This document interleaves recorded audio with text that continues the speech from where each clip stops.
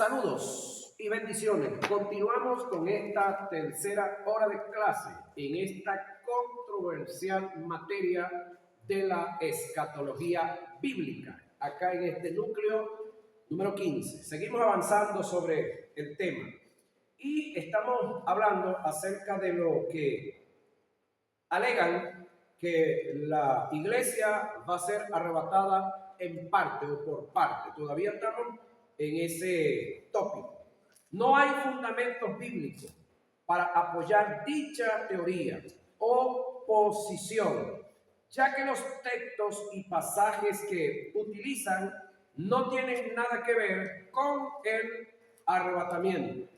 Vamos a hacer un análisis en forma exegética de algunos pasajes que se tomaron para apoyar la escuela del traslado parcial, y nos daremos cuenta que dichos pasajes están descontextualizados, desfasados del pensamiento del emisor y rompiendo la hilación del pensamiento. Ejemplo, la parábola del trigo y la cizaña Selí. Aquí viene, Mateo 13, 24, 13, 36 al 43. Les refirió otra parábola diciendo: el reino de los cielos es semejante a un hombre que sembró buena semilla en su campo, pero mientras dormía, los hombres vino su enemigo y sembró cizaña entre el trigo y se fue. Y cuando salió la hierba y dio fruto, entonces apareció también la cizaña. Vinieron entonces los siervos del padre de familia y le dijeron: Señor, ¿no sembró buena semilla en tu campo? ¿De dónde pues tiene cizaña? Él le dijo: un enemigo ha hecho esto. Y los siervos le dijeron: ¿quieres que vayamos y la arranquemos? Él les dijo: no sea que al arrancar la cizaña arranquen también el trigo con ella. El trigo dejad crecer junto, lo uno y lo otro, hasta la siega. Oiga lo que viene.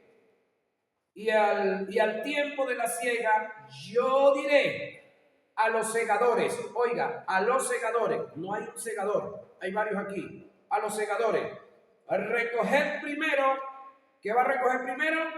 La cizaña. Párele a esto. Recoged primero la cizaña y atadle en manojo para quemarla. Oiga lo que viene. ¿Para quemarla dónde?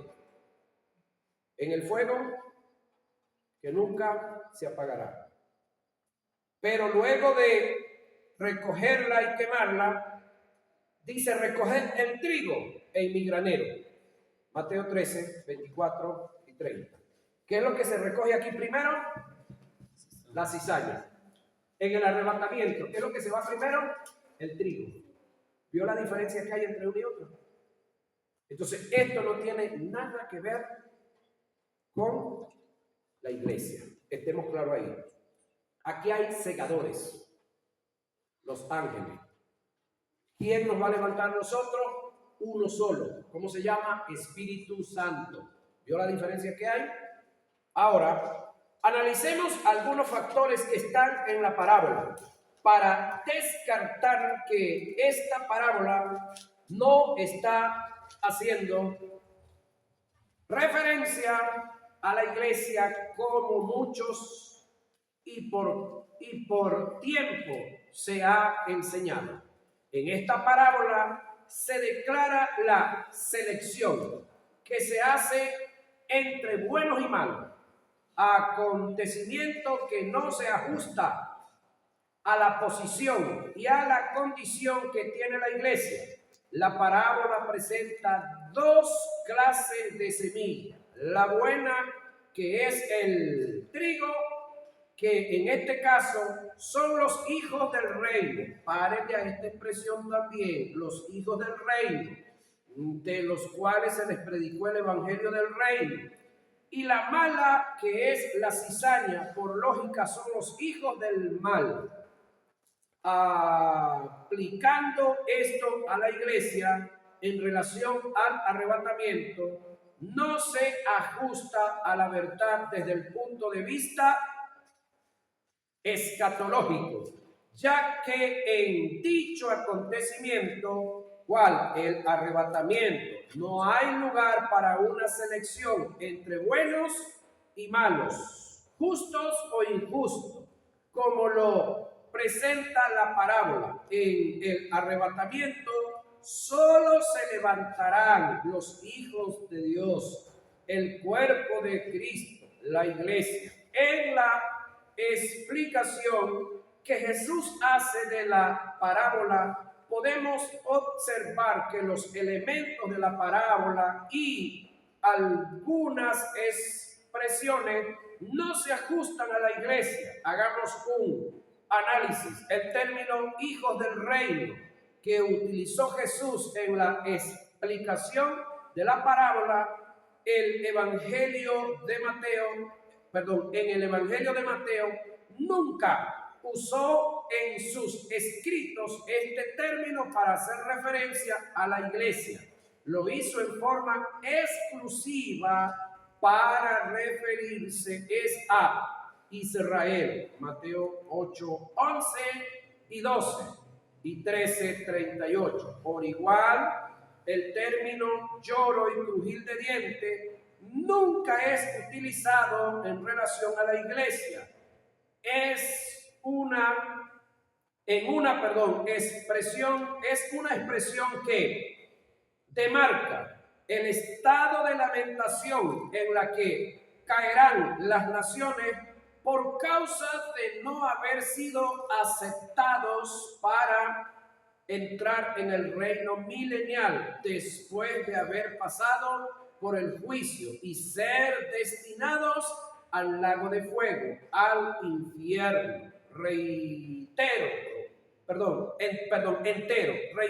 dicha expresión en el lenguaje bíblico, en la escatología, nunca se utilizó para referirse a la iglesia.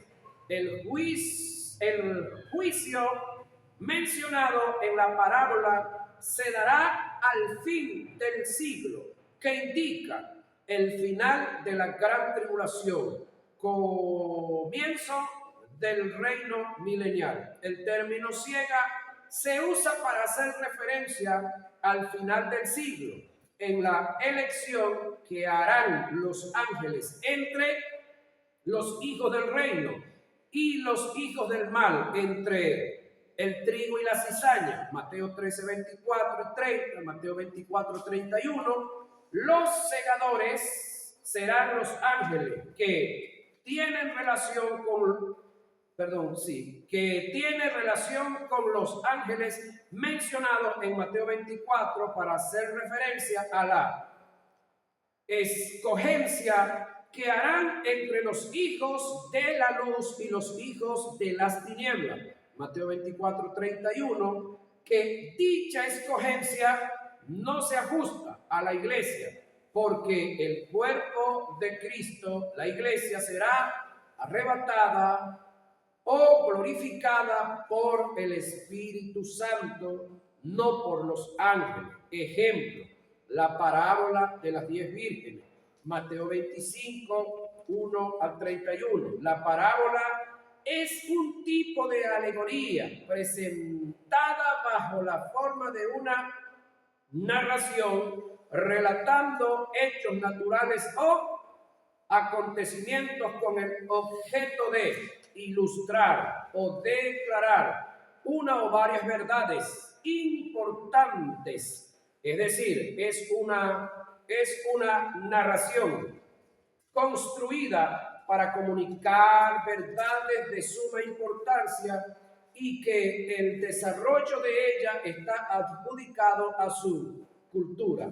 Esta parábola se debe estudiar desde un sentido oriental, es decir, de allá del Medio Oriente, señoras y señores, tomando en cuenta la las culturas, las costumbres, los personajes, tales como el emisor, el que dijo lo que dijo, el receptor, los que escucharon lo que dijo, el que dijo lo que dijo, tomar en cuenta las comunicaciones, la causa de la comunicación y sobre todo su sentido histórico.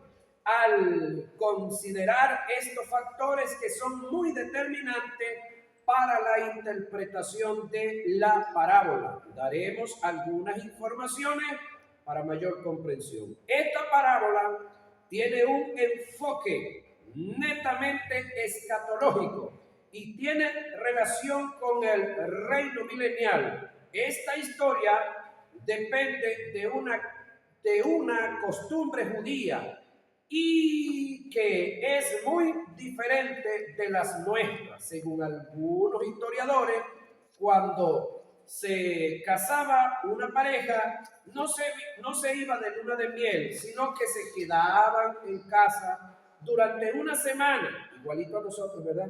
Tenían las puertas abiertas a los que quisieran visitar a los amigos, los trataban con honor y hasta le dirigían o se dirigían a ellos como príncipe o princesa. Era la semana más dichosa de la vida. A las celebraciones de esa semana estaban invitados sus amigos más íntimos. En esta parábola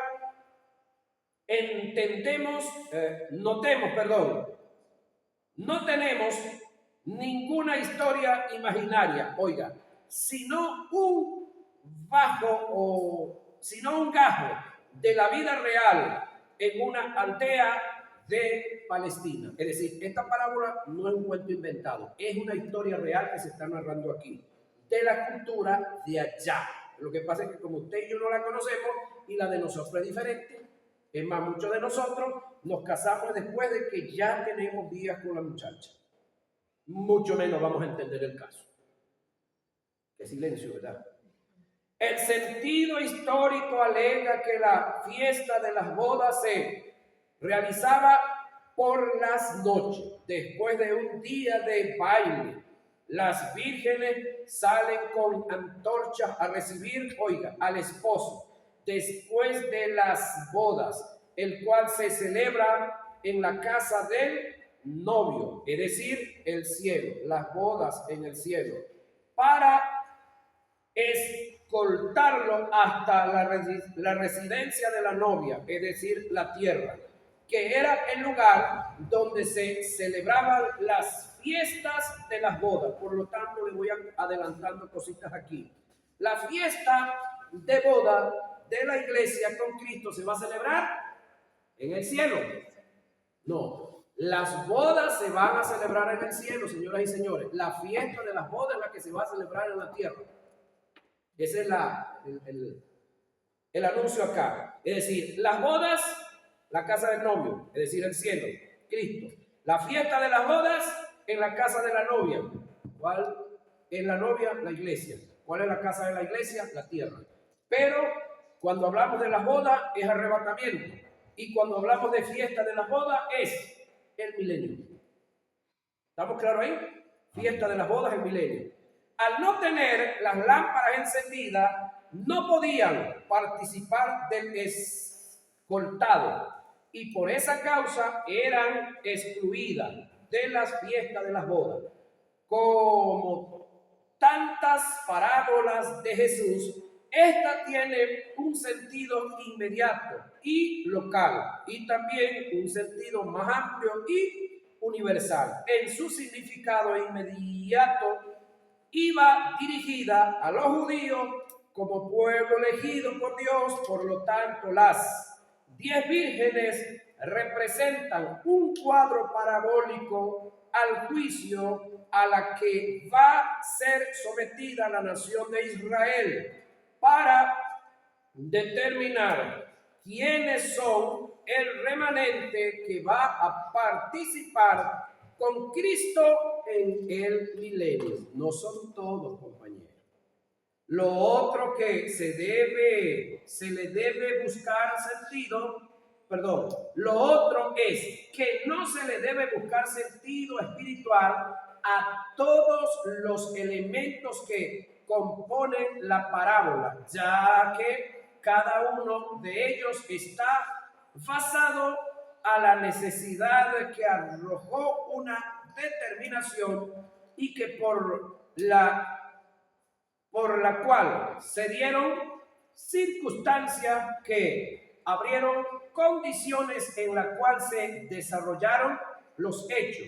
Por lo consiguiente, no todos los elementos de la parábola tienen un sentido espiritual. Pasemos a estudiar los elementos de la parábola para mayor comprensión.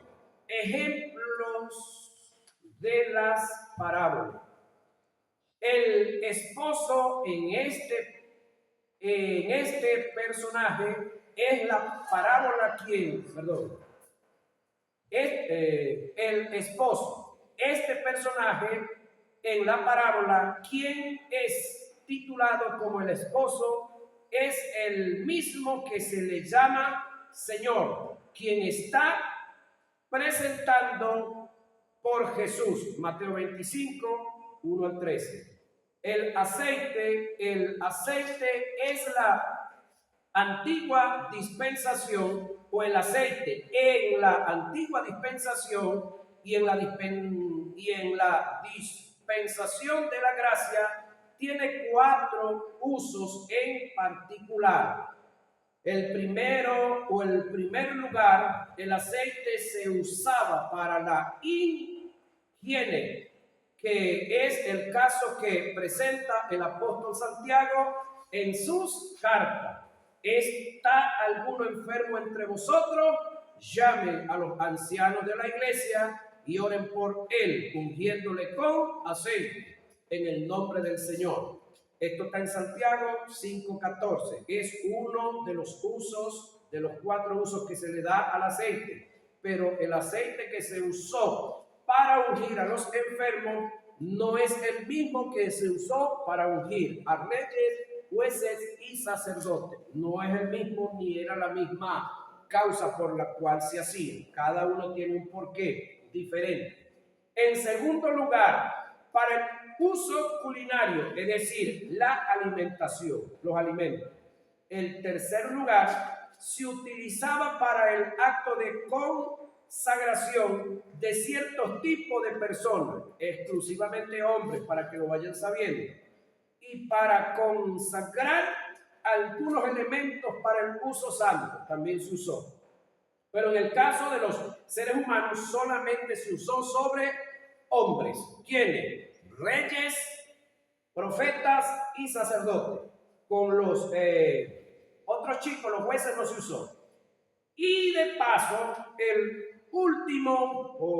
el último que se usó, que no está registrado en las escrituras, pero creo estar muy claro, fue con el gran sumo sacerdote, el papá de Juan el Bautista, Zacarías.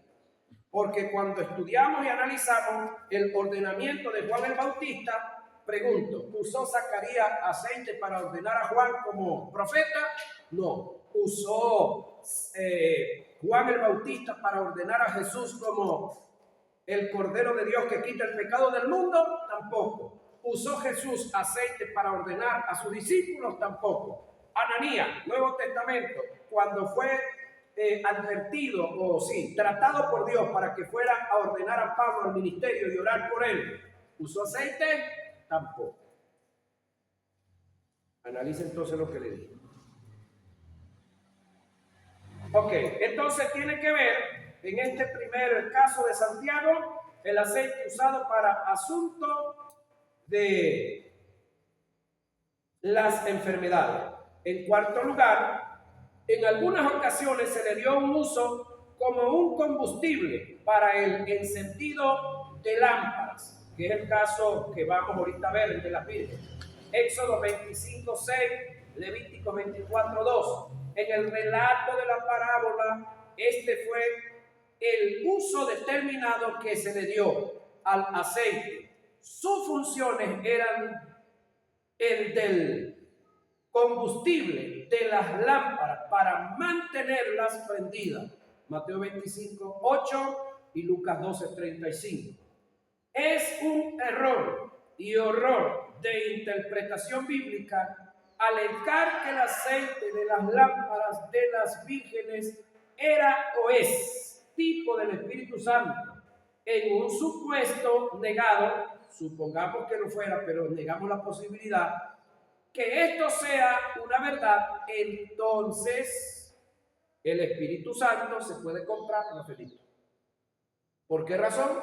Porque ¿qué fue lo que le dijeron las sensatas que tenían aceite a las insensatas que se les había acabado? Vayan pues y compren. Comprar con dinero, ya que esto es lo que la parábola demuestra. Y las insensatas dijeron a las prudentes: danos de vuestro aceite, porque nuestras lámparas se apagan. Mas las prudentes respondieron diciendo: para que no nos falte a nosotras y a vosotras, y más bien a los que venden, y comprad para vosotras mismas. Pero mientras ellas iban a comprar, vino el esposo y se cerró la puerta, y usted conoce el resto de la historia. Mateo 25, 8 y 10. Si lo narrado por Jesús en la parábola da la posibilidad de que el aceite es tipo del Espíritu y que en el caso se podría comprar, esto estaría en contraste con la fuerte reprensión y enseñanza que le diera el apóstol Pedro a Simón el mago al tratar de comprar el don del Espíritu que se movía en la vida de los discípulos. Cuando vio Simón que por la imposición de las manos de los apóstoles se daba el Espíritu Santo, les ofreció dinero, diciendo: dadme también a mí este poder, para que a cualquiera a quien yo le imponga las manos reciba el Espíritu Santo. Entonces Pedro le dijo: tu dinero perezca contigo, porque has pensado que el don de Dios se obtiene con dinero. Eso está en Hechos 8, 18 al 20. Los que enseñan que el aceite de las lámparas de las vírgenes narrado en la parábola es el Espíritu Santo en forma intelectual están cayendo en el mismo terreno de Simón el mago, como el actor, aunque por ignorancia lo hacen, pero por igual son culpables, y eso se llama simoísmo.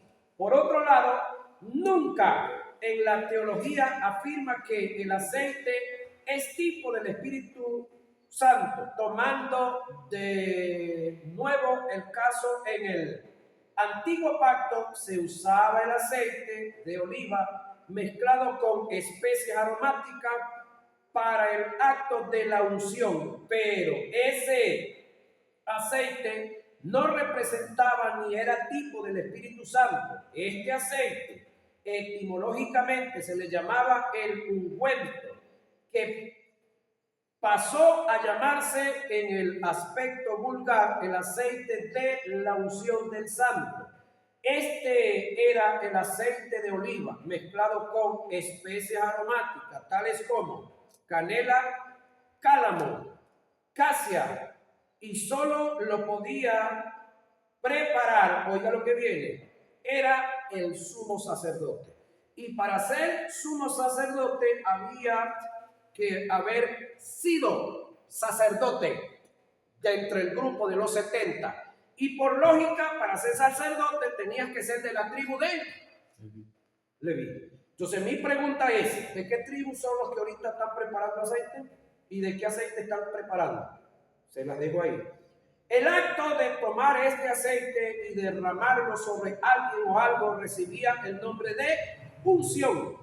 Es decir, la unción en la dispensación de la ley, sacerdocio de Aarón, era un ceremonial. Cabe destacar que sobre la persona a la que se derramaba el aceite se le llamaba el ungido, y sobre este venía el Espíritu Santo en una misión a respaldar con poder. Observe que el aceite es el elemento que se usa para ungir, externo, y el Espíritu Santo es la persona que venía con el poder a respaldar al ungido desde la parte espiritual. Según el libro de Éxodo, el aceite no era tipo del Espíritu, el aceite era el elemento que se utilizaba para ungir, y el Espíritu es la persona que venía sobre quien era ungido. Éxodo 22 y 23. En un supuesto negado que el aceite sea tipo del Espíritu, ¿por qué seguir usando el aceite cuando tenemos en nosotros el antetipo que le da cumplimiento al tipo? Cuando lo verdadero se manifiesta, el tipo pierde fuerza y vigencia. Es una ofensa en contra del Espíritu Santo el que estemos usando un elemento como aceite y no le demos el lugar que le corresponde. Es como si aún utilizamos sacrificio de cordero para honrar a Jesucristo. Según la declaración que dimos del aceite, es un error afirmar que el aceite presentado en la parábola de las 10 vírgenes sea el Espíritu Santo para relacionar las vírgenes con la iglesia. Otros alegan que el aceite representa el estado de salvación, lo cual es contraproducente, ya que en el reino de la gracia ningún creyente puede compartir, oiga, la salvación inherentemente en él, el cual recibió por gracia, y para él, colmo del caso, menos se puede comprar, acto que pidieron y quisieron hacer las vírgenes insensatas, es decir, ellas pidieron que se les diera aceite, es decir, ellos te están pidiendo, alguien te está pidiendo que tú le des la mitad de tu salvación. ¿Se la puedes dar? No, cuando mi papá se vaya, yo me agarro de los pantalones de él. Cuando mi mamá la levante el Señor, yo me agarro, me guindo de la falda de ella. ¿Usted ha escuchado eso? Sí. Yo lo he escuchado. ¿Habrá esa posibilidad? No, porque la falda se cae y se queda, y los pantalones también. Y entonces, ok. Lo cual, si es tipo de la salvación, no cuadra con las verdades de la gracia en relación a la salvación, porque nadie la puede compartir. Solo Dios por el Espíritu, a su vez, fueron a comprar el aceite apto que imposible referirse a la salvación, ya que la salvación, es por gracia y nadie la puede compartir. El número 10 de la parábola. Para algunos estudiosos de las Escrituras, alegan este número algunos escrituras sagradas. Este número no tiene sentido ni aplicación en lo exegético.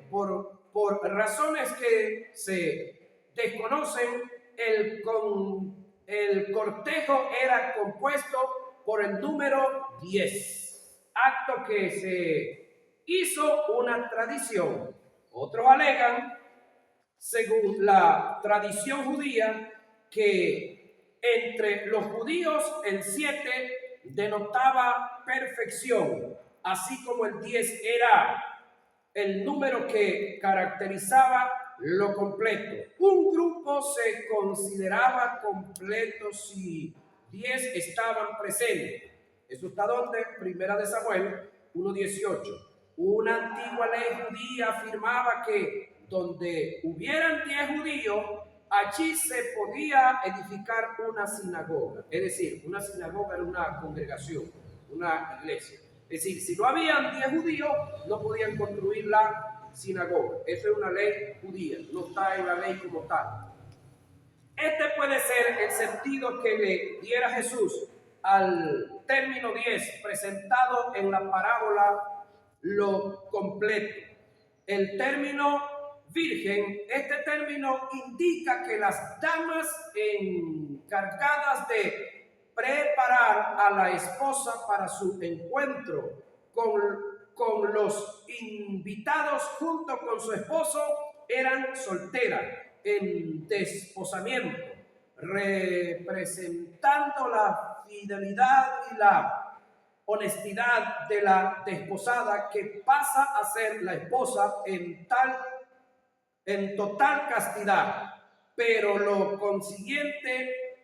por lo consiguiente, las damas de honor eran invitadas a las bodas. Párele a esto. ¿Eran invitadas a qué? A la fiesta de las bodas, no a la boda. ¿Sí? Eran invitadas a la fiesta de las bodas, no a la boda. La fiesta de las bodas se va a dar ¿cuándo? La fiesta de las bodas. En el milenio, reino milenial. ¿Y las bodas se van a dar a dónde? Vaya viendo aquí. ¿De qué estamos hablando entonces? Que ellas escoltaban al esposo a la casa de la desposada, donde se celebrarán la fiesta de las bodas. La casa de la desposada en la tierra. Razones que descartan por completo la posibilidad de que las 10 vírgenes representen o sean tipo de la iglesia. Las vírgenes no pueden ser la iglesia, ya que en el arrebatamiento solo un grupo irá al encuentro del Señor, que son los creyentes. En la parábola se registran que ambos grupos, quienes, las prudentes y las insensatas, salen al encuentro del Señor en el arrebatamiento de la iglesia. No habrá lugar para selecciones. Pero mientras ellas iban a comprar, vino el esposo, y las que estaban preparadas entraron con él a las bodas, y se cerró la puerta. Después vinieron también las otras vírgenes diciendo: Señor, Señor, ábrenos. Mas él respondiendo dijo: de cierto os digo que no os conozco. No dijo que estaban descarriados, que no las conocían. Es lo cruel del caso. No las conocían, no sabían quién era. Cuando el Señor venga del cielo para la fiesta de las bodas, con el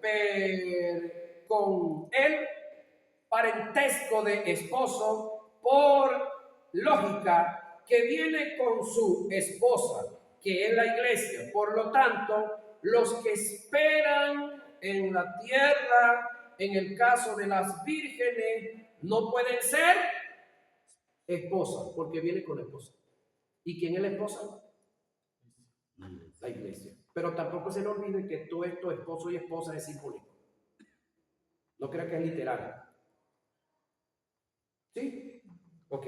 Por otra parte, si analizamos el contenido de la parábola, podemos notar que dicha parábola está contextuada, con el pensamiento que se viene desarrollando en el capítulo 24 de Mateo, que no tiene nada que ver con la iglesia. El término entonces que está en el comienzo nos afirma lo antes dicho, que a su vez es corroborado por el término cuando hubo acabado Jesús todas estas cosas. Es decir, comienzo del verso 25 y comienzo del 26, o final del 25, que aparece al comienzo de Mateo 26, sí, el 26.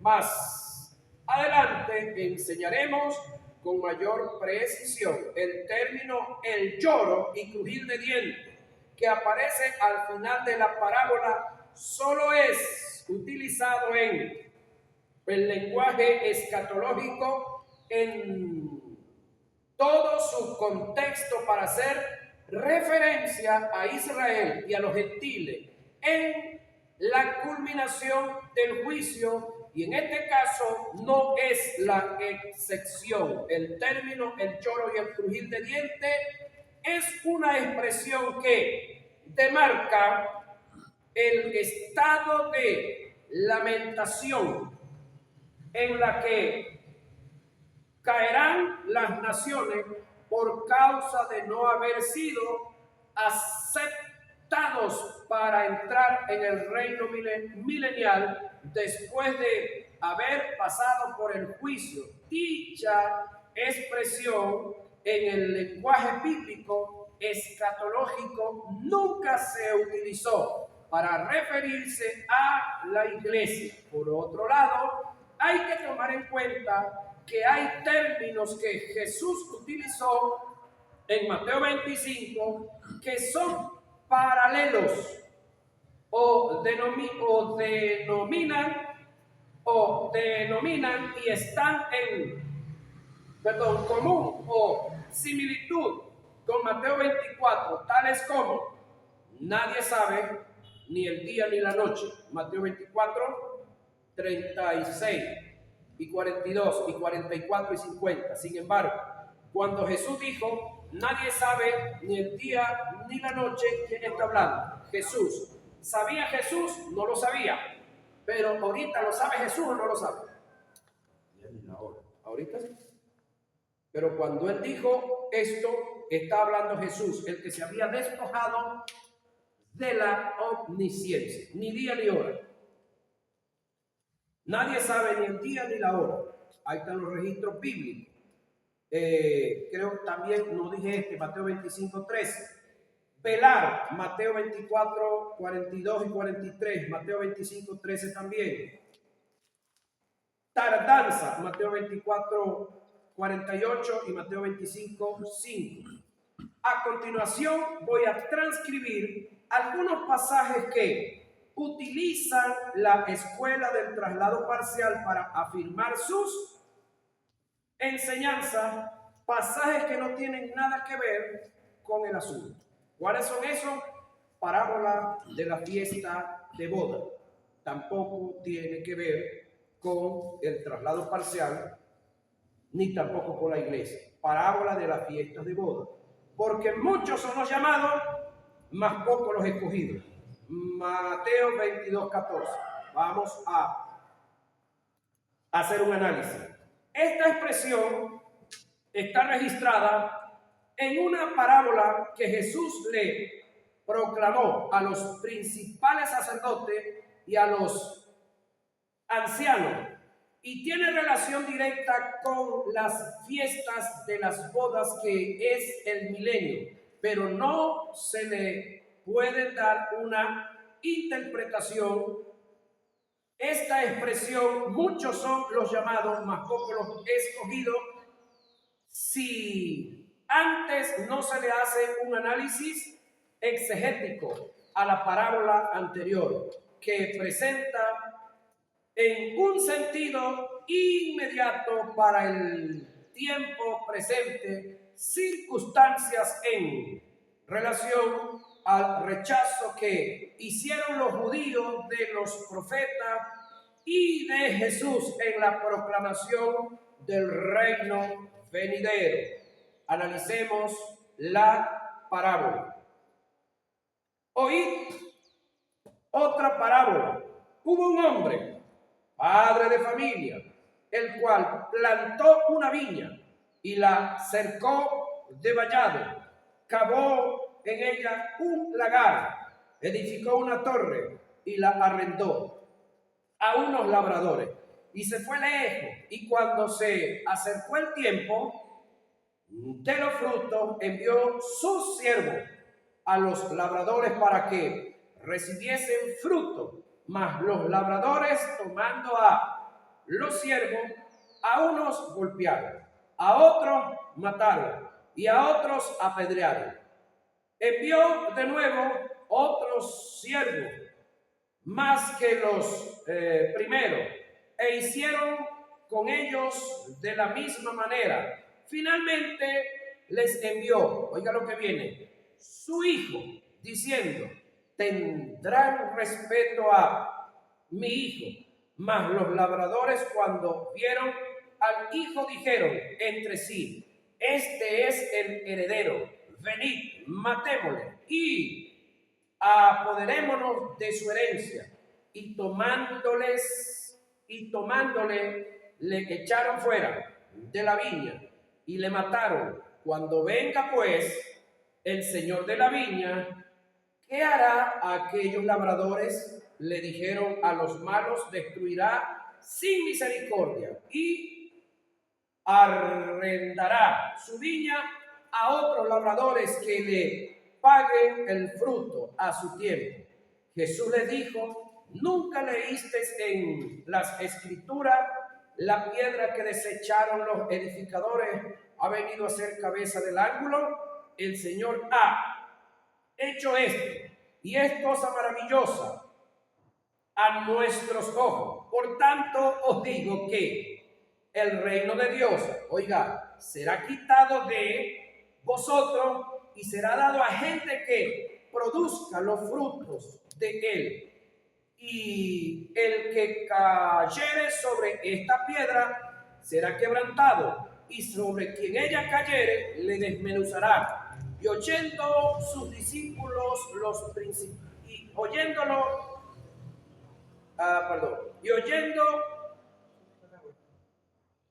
su parábola, los principales sacerdotes y los fariseos entendieron que hablaba de ellos. Oye, entendieron los hombres, ¿no?